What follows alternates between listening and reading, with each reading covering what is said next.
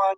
Welcome back to Utility Sports Plus. And we're so excited here for this installment of our NFL Weekly Pick'em and predictions this week, Week 10. We're so excited. The first 9 weeks have been so much fun. And Week 10, well, we're looking to build off of that, especially as we kind of near the playoff race and kind of start looking at some of those aspects as well. Let's jump into it here, Austin. Again, if you guys are new to Utility Sports Plus, make sure to leave a like, subscribe to the channel for more. Austin does a lot of work, not only setting up all the graphics for these videos, but also just knowing so much ball. As you can see, 86 and 50, that's the mark of a champion. 81 and 55, that's a scrub. All week long, Austin's like, oh, you're catching up to me even more and pick them.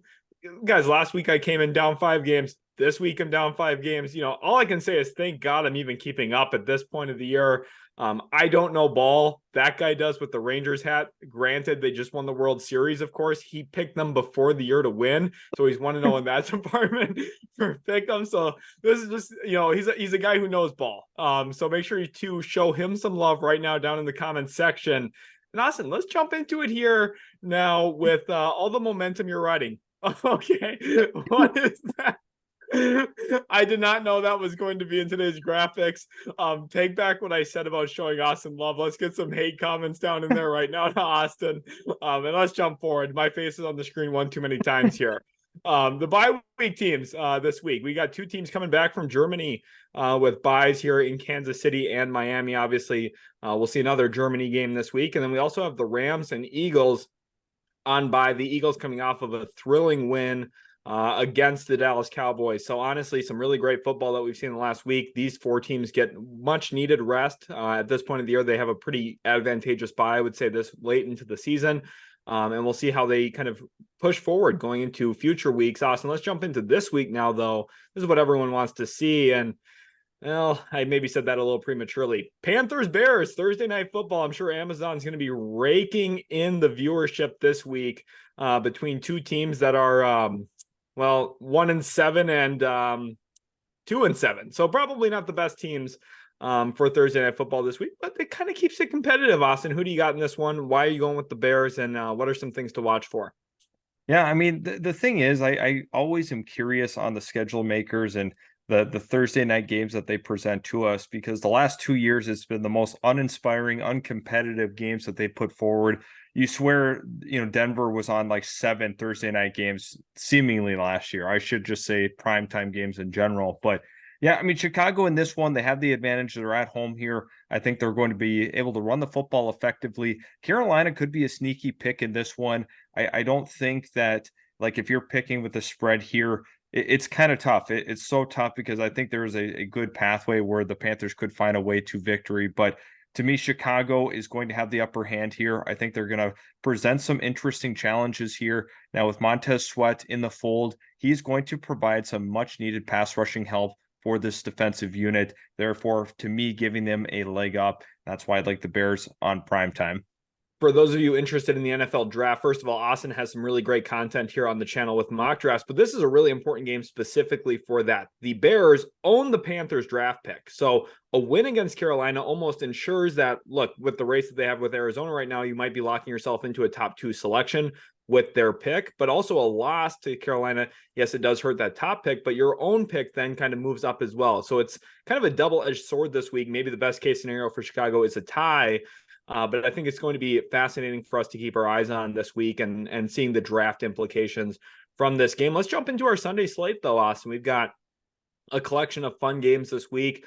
And the first one here, another Germany game. The Indianapolis Colts will be taking on the New England Patriots. And kind of both landed here on the Colts. The Patriots 2-7 this season. Hard to say that they've been playing great football. The Colts at 4-5. They're still somewhat in that AFC South race. The AFC is kind of open right now. The AFC North is dominating the conference for the most part in terms of win-loss record.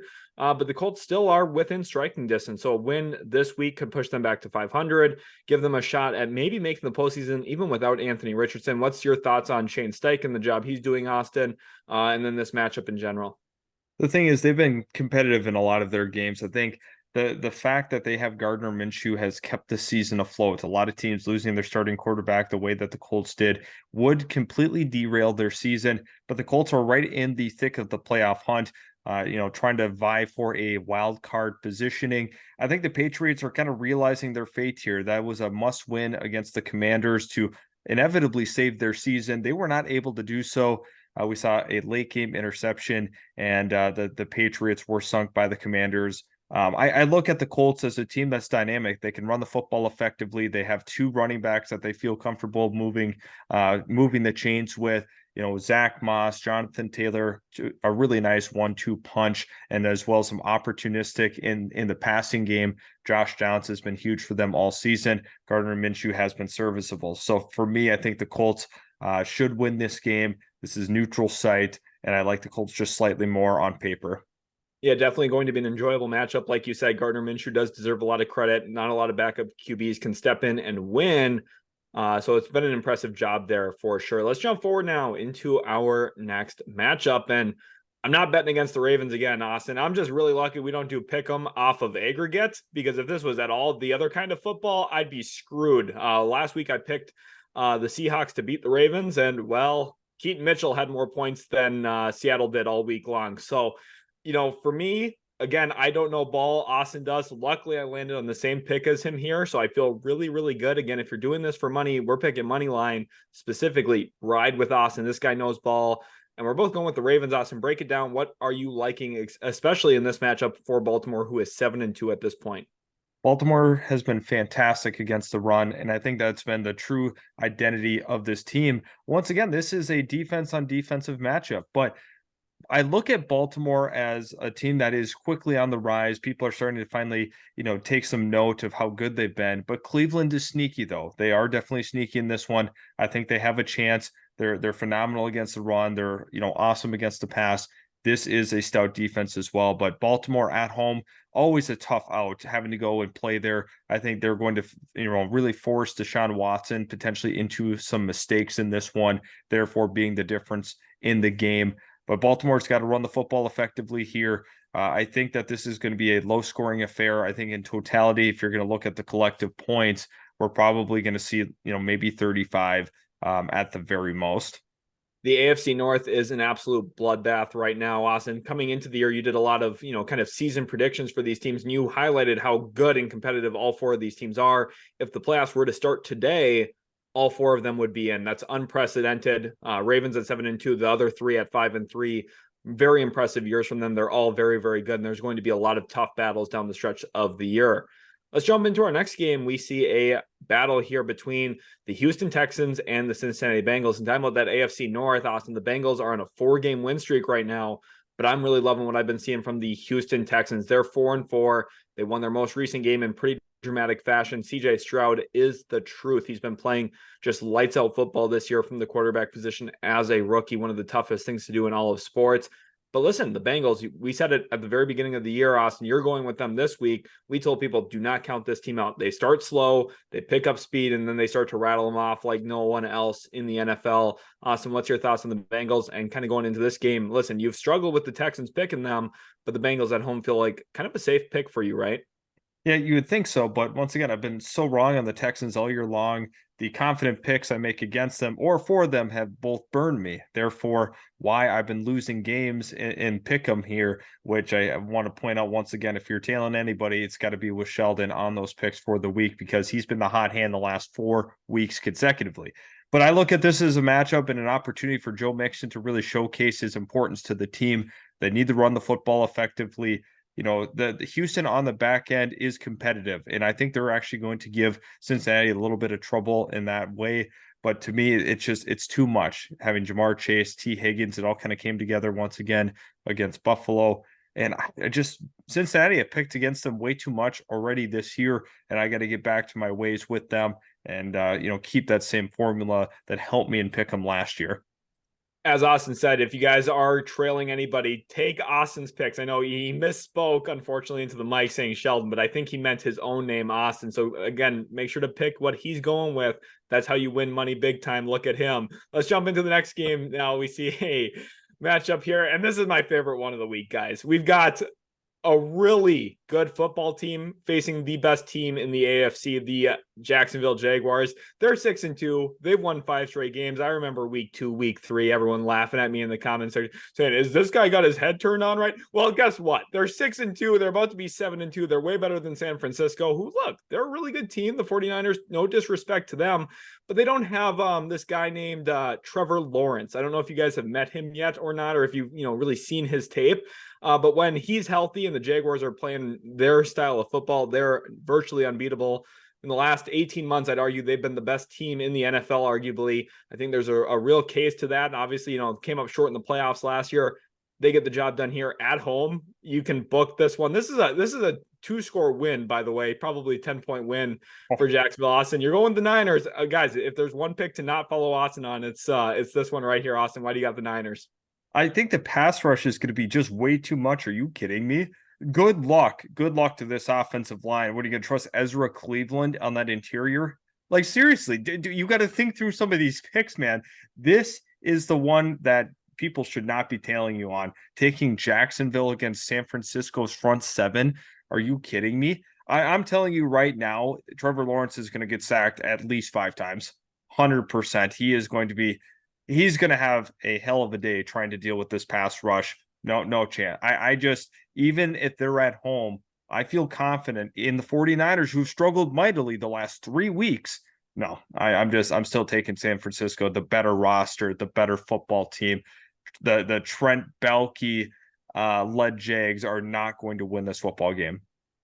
This is how confident I am. If you told me Chase Young in his debut with San Francisco had 3 sacks and 2 other tackles for loss, I would still pick the Jaguars to win by at least 7 in that game. The Jaguars are the better team. I think they're going to win. I don't care how many times Trevor Lawrence gets sacked. I know people are going to say, "Oh, what about the, how far they have to go to get the?" I don't care. They're going to be in the end zone more than San Francisco. That's all that really matters to me. Jaguars win this one. Let's jump to the next game now. Let's get some hashtag Duval down in the comment section. Also, don't forget to leave that like. And we got the Saints Vikings and what's kind of a good throwback matchup. You think to some of those days, Favre versus the Saints, the Bounty Gates, all of those types of things. They just always seem New Orleans, you get the Case Keenum Minneapolis Miracle. Great stuff happens during these types of matchups, Austin. And well, we saw a lot of great stuff from Josh Dobbs this past week, kind of filling in once Jaron Hall went out with a concussion. He made some miraculous plays. I think there's a lot of things to love about what we saw from Josh Dobbs, who at that point had no chemistry with his receivers. I think this week's going to be very important for them. I think they are the better football team when you compare them to New Orleans, who, yes, New Orleans is 5-4.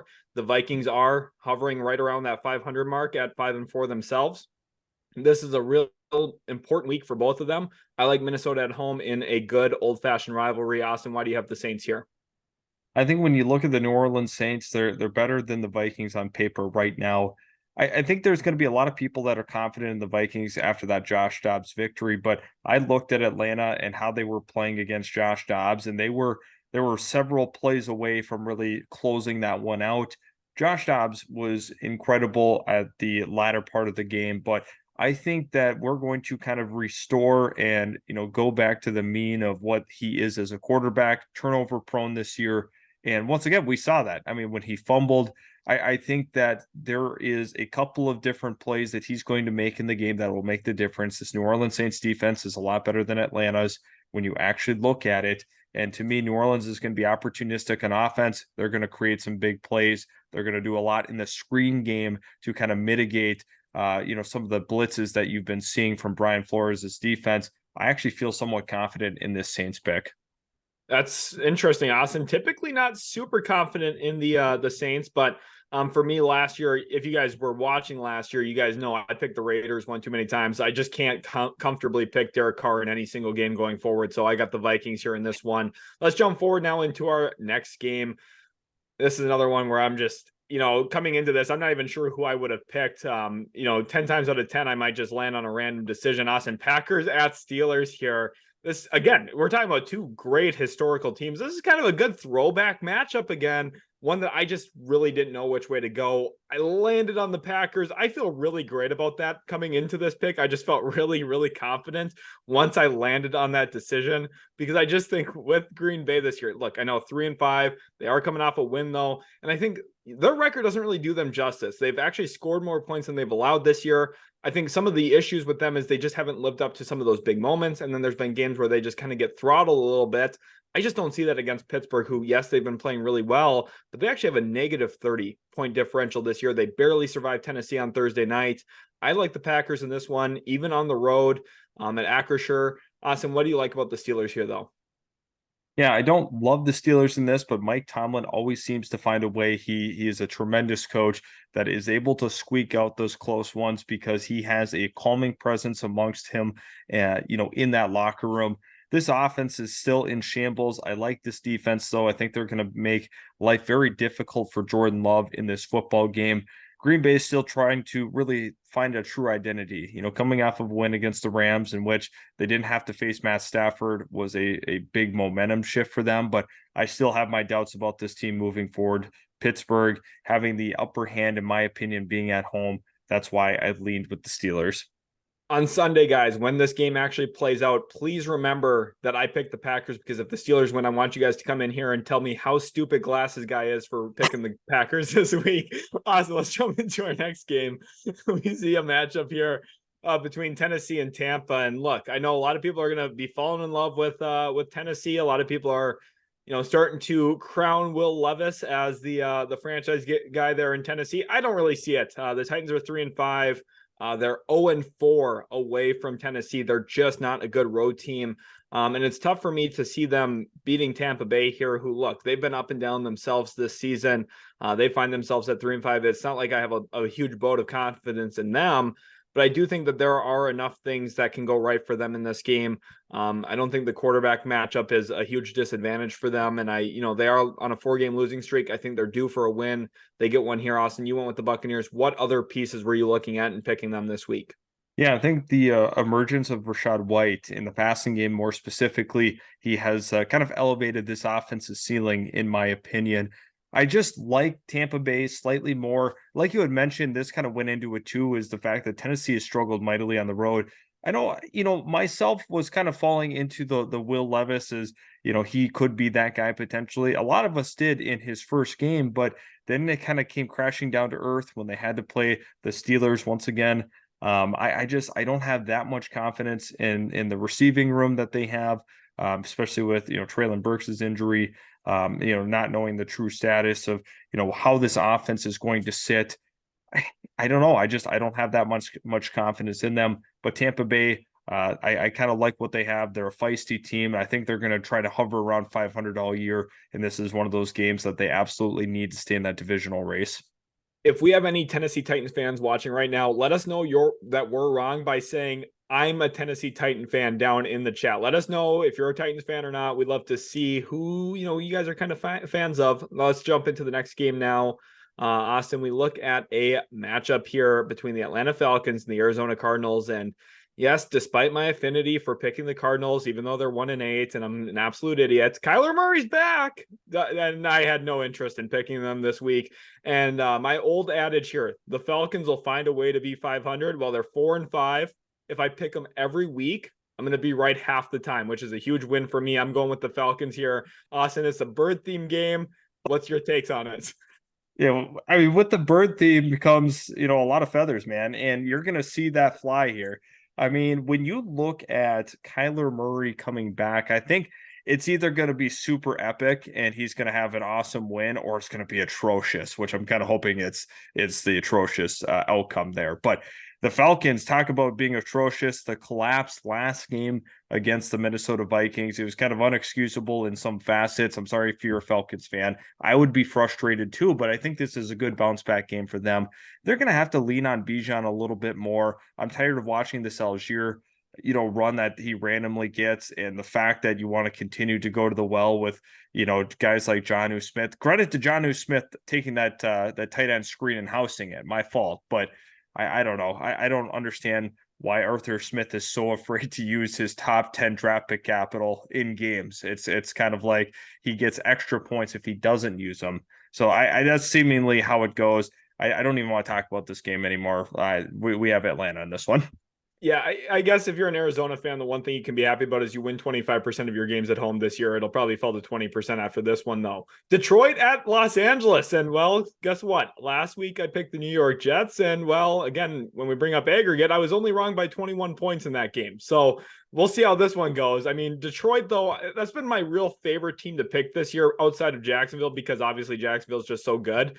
But Detroit 6-2 this year. They're 3-1 at home. They're 3-1 on the road.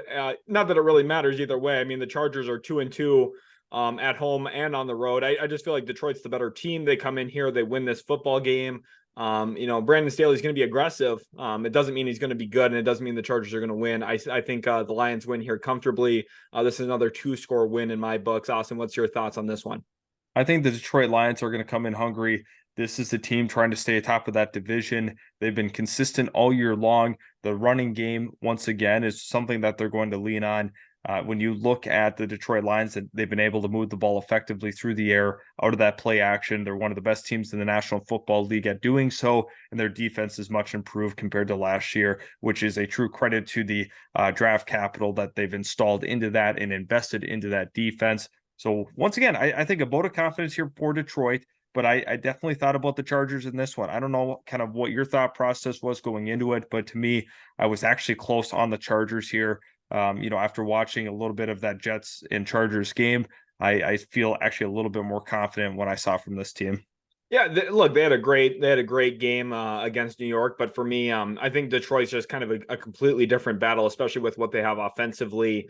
The Jets, more I would say handicapped on offense, whereas the Lions almost feel like that's their bread and butter. And I think that's going to, especially with the secondary that the Chargers have, I think that the Lions are going to have some inherent advantages there. Let's jump into our next game, though. We see a matchup here between the New York Giants and Dallas Cowboys, and it just keeps getting worse and worse for the Giants. Daniel Jones torn ACL. I kind of joked with Austin that maybe he would play better this way off camera. Probably won't. He won't be playing at all. The Giants are 2-7. We kind of expected this a year ago from them. They ended up shocking the world. They somehow beat kind of a bad Minnesota team last year in the playoffs, and everyone got even more excited, including their front office, when they gave Daniel Jones $40 million a year for 4 years. They're not good. The Cowboys are going to have their way with them. The Cowboys are 5-3. Obviously a tough loss against Philadelphia. If you watched that game, you saw how close Dak was a couple of times.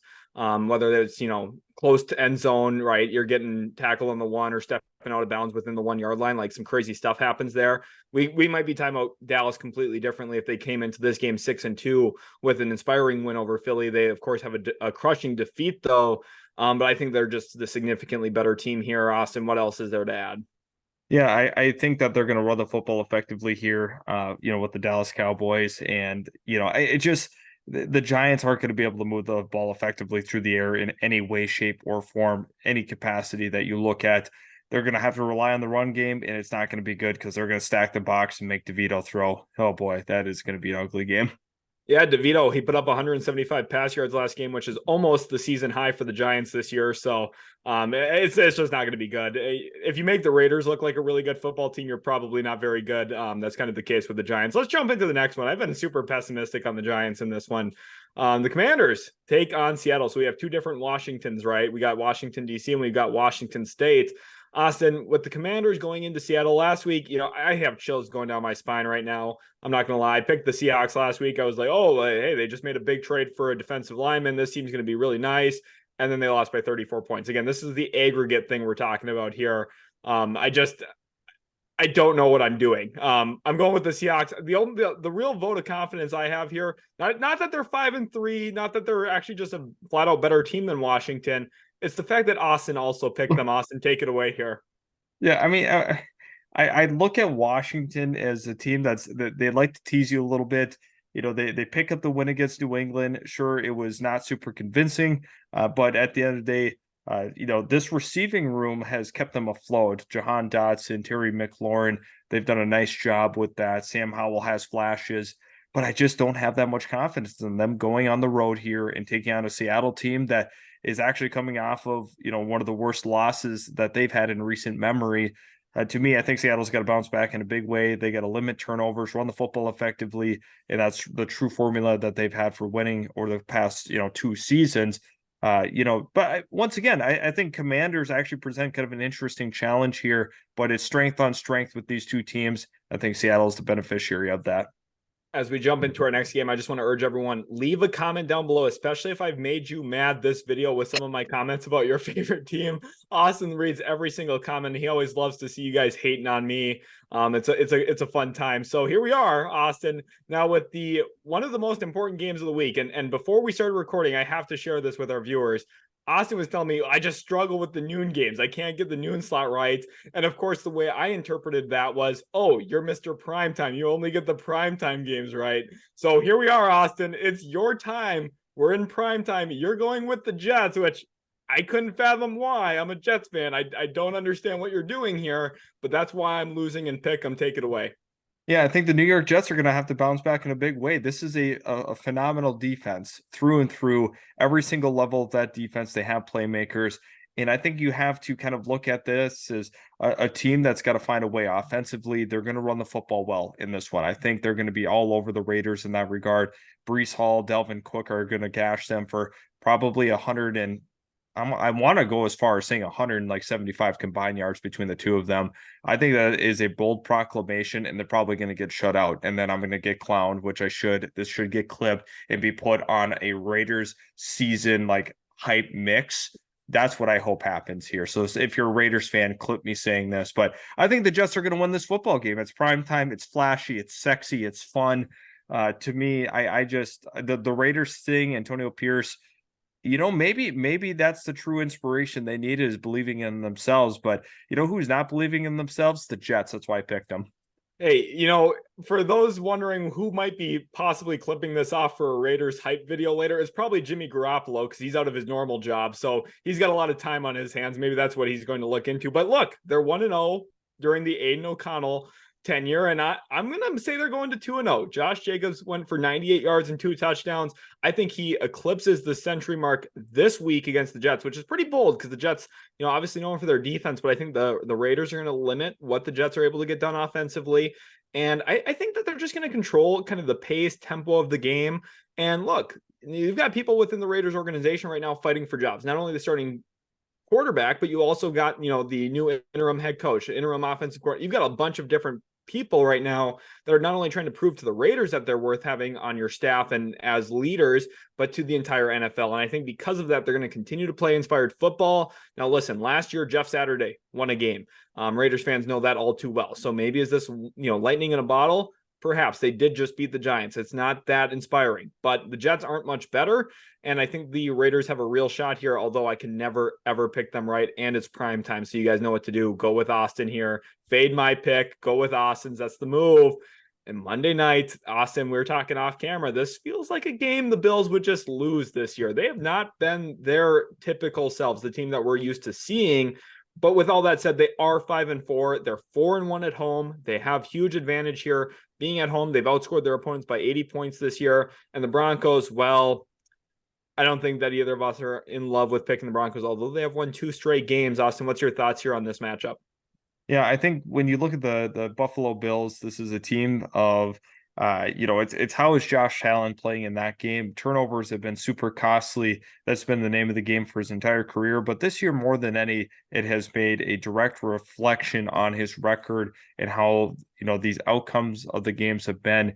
It's just tough coming off of that loss against Cincinnati. He did not look good in that one. And I think he's got a really good opportunity to kind of right the wrongs in this against a Denver team that struggled mightily all season long. But once again, maybe Denver's got a little bit of confidence going into this week. Maybe they, feel like they can beat anybody. I mean, they've already beat Kansas City this year, so why not knock off another AFC juggernaut?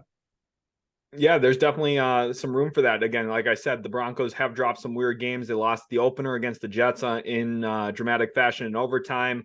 Then you also look at their loss against the Patriots. Just two things you would not expect to happen to this Bills team. The only loss that I would consider valid is their loss to the Jaguars, again, the best team in the AFC, in my opinion. So, that one makes sense. The other two don't. We'll see. Maybe Denver, throws a wrench into this one.